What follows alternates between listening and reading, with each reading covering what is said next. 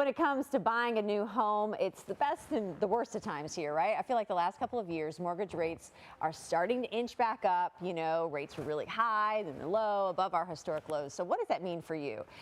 What do you need to do if you're want to buy a home? Maybe that's on your bucket list this year. Mark Lamkin with Lamkin Wealth Management is here to sort through all of it because it has been a pretty wild ride. It's a roller coaster. You think during COVID, that was crazy.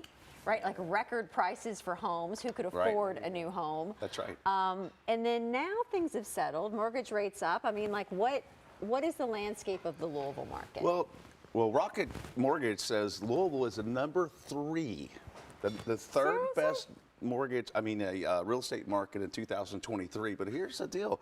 Over the last year, mortgage rates have went from about 3% to 6.5%. And that's really kind of slowed down the inventory because think about it. If you have a home that you bought maybe a couple years ago, you're in at 3%. Do you want to go shop and get 6% where you can get maybe a third less the house for the same price? So there's about 1,590 houses on the market right now in Louisville. There's normally about 4,000.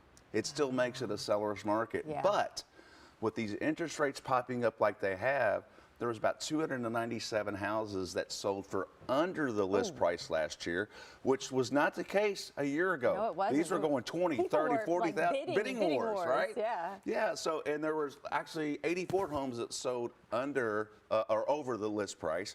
So, I mean, markets have changed, Yeah, but it's still a seller's market, and you got to be careful out there. So, like, take us through, like, what we need to be looking for. Like, I feel like the number one thing, I, like, get addicted to Zillow, and I go on there, I'm like, oh, man, look at this home. This is really pretty. Yeah. You know, and it's like, oh, it's $1.4 million. I can't afford that. Don't you feel like people do that? Like, you've really got to be realistic about what can you afford.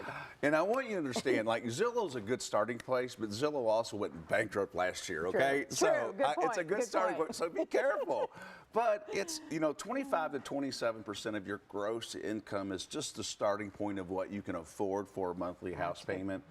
And second, you've got to get that free credit report. You've got to make sure that credit report is clean before you start this process because there could be some fraud, there could be some mistakes. Get that cleaned up. And then here's the most important part.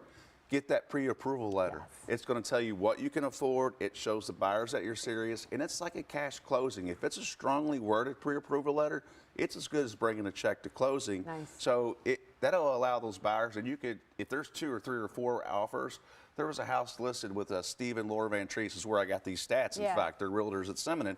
They literally had 4 offers on the house within a day. Wow. So having the one that got it, had the pre-approval letter. There you go. So make sure that you get that pre-approved and understand what you have. Put you ahead of the rest of the group. Yeah. So then I guess you probably need to decide like what trade-offs you're willing to make. What are you going to say, you know what, maybe I'm not going to get that in-ground pool right now. Maybe not.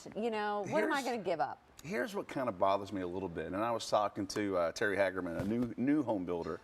And Terry was telling me just the other day that prices are still up 60, 70% on new houses and new construction.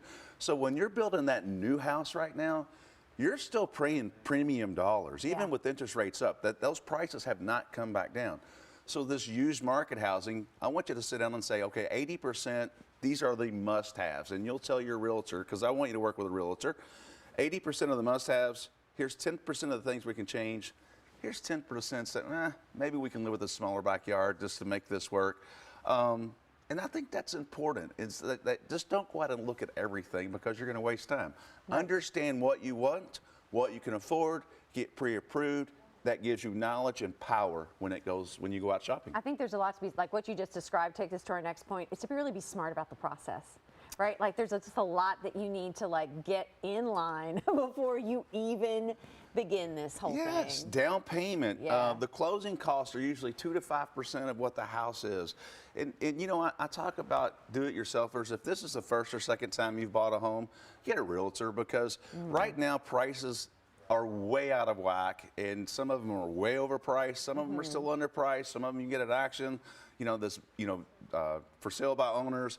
Prices are all over the board. So make sure you're getting comps, how much work. I go as far as bringing in a actual remodeler with me to make sure what am I going to have to change, how much is it going to cost, can I afford this? Those are the things that you need to do and think about, especially if you're a first-time home buyer. There are a lot of great deals on mortgages. And last thing I'll say, and this is not a plug, I guess it is, but really not a plug for Republic. We had a mortgage for a client. They literally, they have a rate, but one time they'll let you lower the rates in the next 5 years. Okay. So that if the Fed starts lowering rates, in my opinion they will, they'll let you lower that down one time. That's a great tip. That's great advice, Mark. Thank you so much. Yeah. So if you want to schedule your consult with Mark, just head on over to lamkinwealth.com or call the number on your screen.